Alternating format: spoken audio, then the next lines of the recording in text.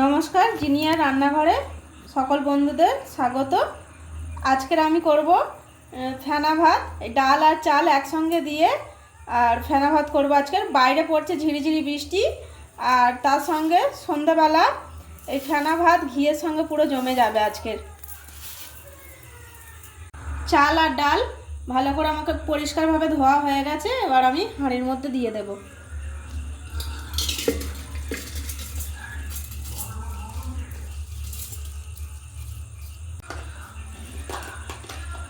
এর মধ্যে দিয়ে দিচ্ছি আমি স্বাদ মতো নুন। অনেকে ডাল ছাড়াও খায়, আমাদের ডাল দিয়ে খেতে খুব ভালো লাগে। এটা দিয়েছি খেসারির ডাল, আর এটাকে আপনারা ডালে চালেও বলতে পারেন, দুটোই বলা যায়।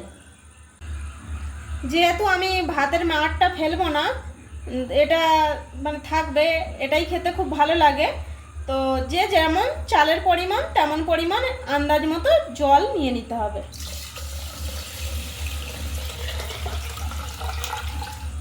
আমি এখানে 1 মগ জল দিয়ে দিলাম। গ্যাস জ্বালিয়ে দিলাম, আর ফুটে উঠলে তারপরে এর মধ্যে আমি সবজিগুলো দেবো। এই জলে দেখুন ফুট ধরেছে। এরপরে আমি এই আলুগুলো কেটে পরিষ্কার করে ধুয়ে রেখে দিয়েছি, এগুলো আমি দিয়ে দেবো।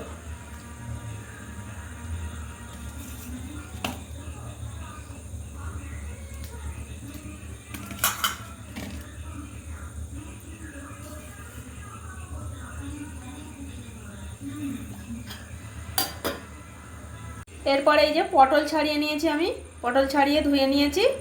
এর মধ্যে এবার পটলগুলো দিয়ে দেব।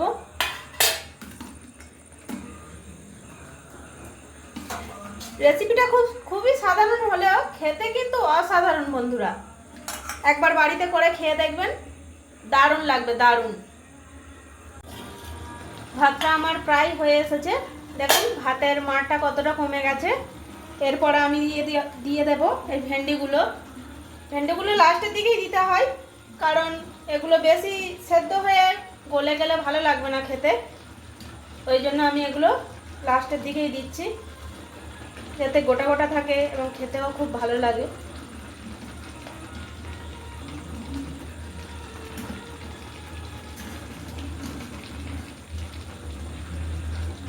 আর দিয়ে দেবো কাঁচা লঙ্কা।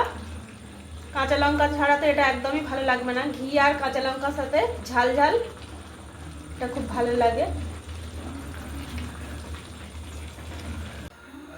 দেখুন বন্ধুরা কত সুন্দর হয়েছে, স্মেলটা কিন্তু দারুণ উঠেছে।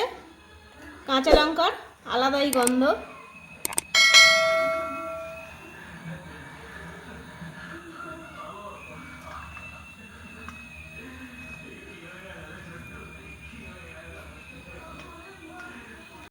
দেখুন বন্ধুরা কত সুন্দর হয়েছে, আলু কিন্তু পুরো একদম গলে ফ্যান হয়ে গেছে।